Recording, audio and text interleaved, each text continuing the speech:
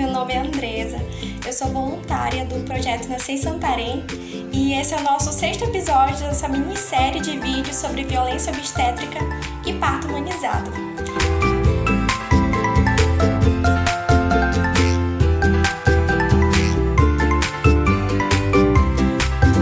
Importante que você veja os nossos vídeos anteriores aqui da página CDH UFOPA Oficial.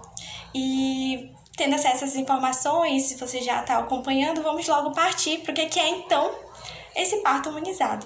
Bem, historicamente, como foi dito pela nossa amiga Bruna nos vídeos anteriores, o parto ele era realizado no ambiente de domicílio.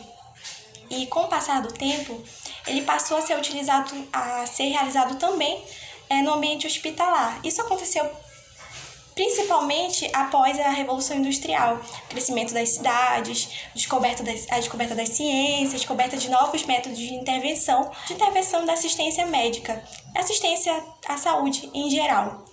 Então foram descobertos novos métodos de intervenção, como por exemplo a manobra de Questelé, que era muito utilizada, a episiotomia, que é aquele corte entre o ânus e a vagina, o fórceps, intervenções que hoje até não são mais utilizadas, não são recomendadas pela OMS. Mas tem outras intervenções que também começaram a ser utilizadas, por exemplo, a cesariana, que ainda são utilizadas hoje em dia. O problema é que essas intervenções passaram a ser utilizadas de maneira rotineira, ou seja, a todos os casos, não se verificando e analisando as peculiaridades de cada caso. Ele vai ser pautado no desenvolvimento fisiológico da gestante durante o momento do parto. Então, ele vai se pautar nesse tempo natural da gestante. Então, você vai me perguntar, então não pode anestesia, não pode utilizar métodos de alívio da dor? Sim, pode, se for vontade da gestante, é isso. Tem que estar sempre aberto para as informações que sejam passadas à gestante para que ela possa ter esse momento de autodeterminação. Afinal, esse é o momento do parto dela. Questionamento bastante comum. Então, pode ser realizado cesariana? Pode ser sim realizado cesariana. É muito comum que os partos evoluam para uma situação em que ocorra alguma intercorrência e seja necessária a realização da operação cesariana. E então, nesse momento, se for ofertada uma assistência humanizada, a cesariana pode se dar por meio de uma assistência humanizada. O parto humanizado, ele trabalha com a ideia de que todas as suas ações são baseadas em evidências, as evidências científicas. E então, procedimentos como manobra de Questelé, episiotomia, que eu disse anteriormente, eles não são recomendados por OMS desde 1966 e também podem caracterizar a violência obstétrica, como vocês podem observar nos demais vídeos. Então, você consegue perceber agora que independente do tipo de parto, ele pode ser humanizado? Depende da forma de assistência, não é a forma de parto que é humanizado, é a assistência que é humanizada. Então, é muito comum que se confundam parto humanizado com parto natural, com parto normal, com parto cesariana, uma complicação. É muito simples. Parto normal é aquele parto que tem alguma intercorrência durante o parto. O parto natural é aquele que não tem nenhuma intercorrência, não são feitas nenhuma intervenção. Então, o parto normal tem intervenção, o parto natural não tem intervenção.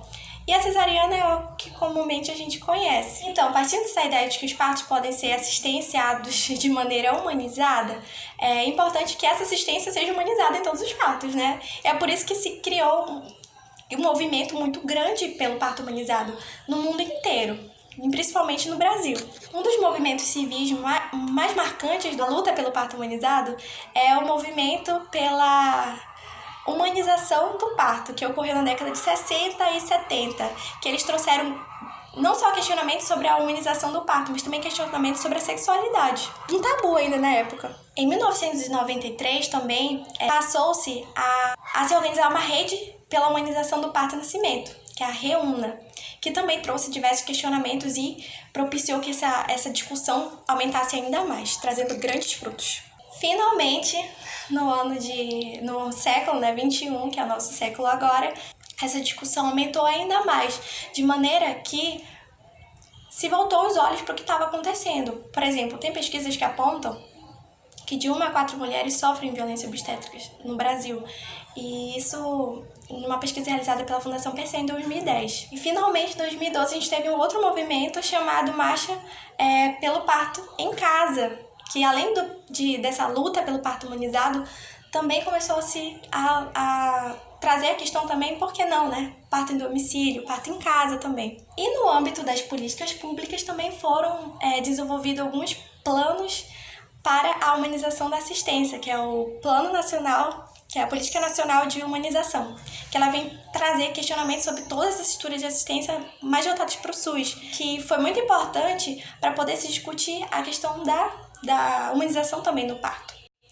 E posteriormente, em 2011, tem um outro programa, que é uma estratégia, né? Estratégia Rede Cegônia, que tem como um dos pilares, né, vários objetivos, tem muitos objetivos essa estratégia.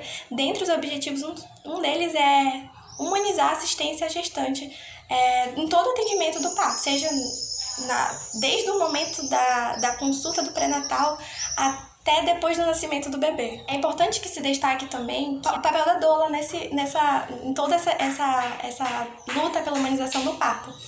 A doula, historicamente, ela é aquela que assiste a mulher durante o momento do parto. Ela sempre desempenhou esse papel. Hoje em dia, além dessa assistência com base em conforto para a gestante, bem-estar da gestante, ela também tem uma atuação baseada em técnicas e saberes biomédicos e extremamente norteada pela assistência humanizada.